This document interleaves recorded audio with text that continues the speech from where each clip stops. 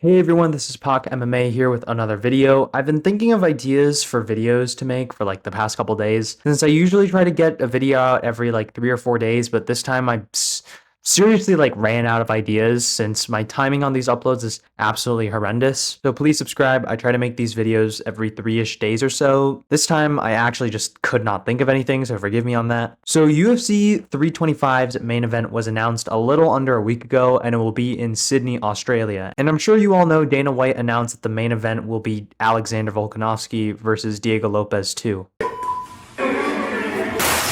Now, this is obviously horrendous for multiple reasons. Number one, Volk literally just 49-46 Diego this year. Number two, there are about 3 other contenders in the division that have merit and have not fought Volk yet. Number three, one of these fighters beat Diego Lopes. And number four, Diego has basically done nothing to earn his shot besides beating not even the top 10 ranked John Silva. It's just completely appalling to me that the UFC will probably get away with this fight, since there are so many casual fans that are echoing the same point of, but it'll be a fun fight, it's way more fun than Mavzar. I guess I should explain why this is ridiculous. The UFC is marketed as the best fighting the best, and that's what it's had over boxing for pretty much their entire run for the most part. But now we're getting title shots based on very little merit and only for the UFC to push their agenda. Asakura, O'Malley again, Umar, Stipe Miocic, Paddy Pimblett, Justin Gaethje, Colby Covington, Chito Vera, the list just goes on and on and on and on and on. And yes, I know that some of these are circumstantial, but the point is that the UFC continues to break the moniker of being the promotion that has the best fight the best. It also does not matter if something would be a fun fight or not. I think Michael Chandler versus Charles Oliveira 3 would be a fun fight.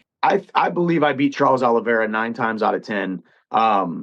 And obviously I've lost to him twice now. That matchup would always be exciting to watch no matter how many times they make it, but does it make sense? No, not even in the slightest. I also think that Charles Jourdain versus Sean O'Malley would be a cool fight to watch. Does this mean that it should be made? No, not at all. Why? Because the sport is also based on merit. You see what I'm getting at. This entire narrative about fun fights equating to appeal or justification in matchmaking is just fake and echoed by people who don't actually care about the fundamental virtues of MMA as a sport. Even Diego Lopes versus John Silva is an absolute banger and is a contender for fight of the year. But even that fight didn't necessarily make sense, as Jean was barely ranked, only coming off of one ranked win versus Bryce Mitchell. And he gets a shot at the #1 contender in Diego Lopes. It made for a fun fight, absolutely, but it was a fight that was made in an attempt to push someone to the absolute extreme in notoriety in John Silva, who is a fighting nerd. All of my content up until this point has been strictly analytical, but I hate this fight in particular so much that I have to talk about it more,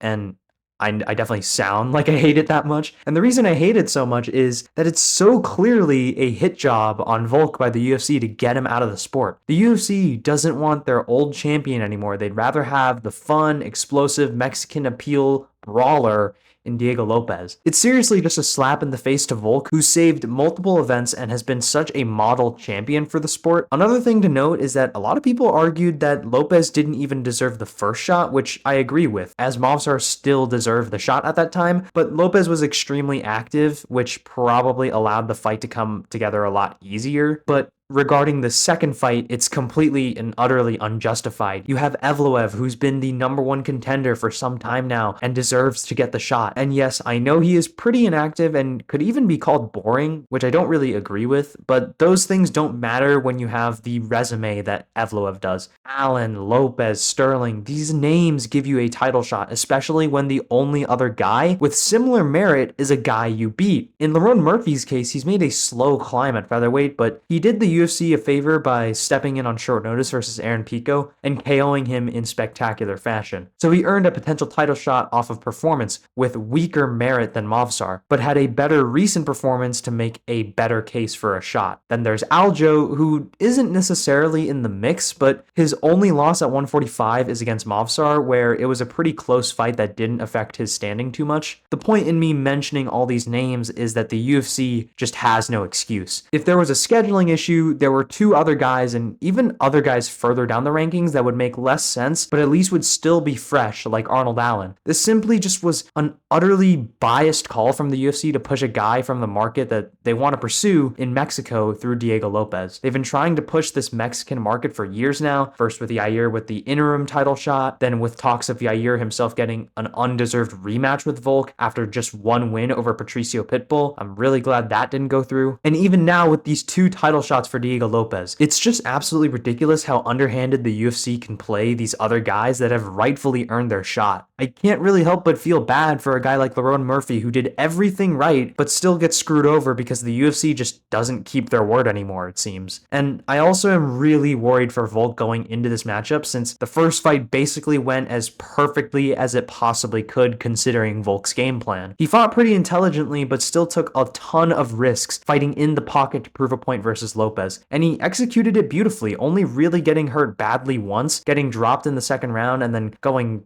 blind at the end of the fourth. That was a kind of a weird thing. The point is, I worry that if Lopes drops Volk this time around, an even older and potentially slower Volk, he might not get back up. Which is why this fight is in such bad taste from the promotion. But yeah, that just about wraps it up. So what do you guys think of Volk versus Lopes 2? Do you like it or not? Or do you hate it just as much as I do? Let me know in the comments. I enjoy interacting with you guys in the comments, so please do that. And if you enjoyed the content, please subscribe. This is Pac MMA. Goodbye.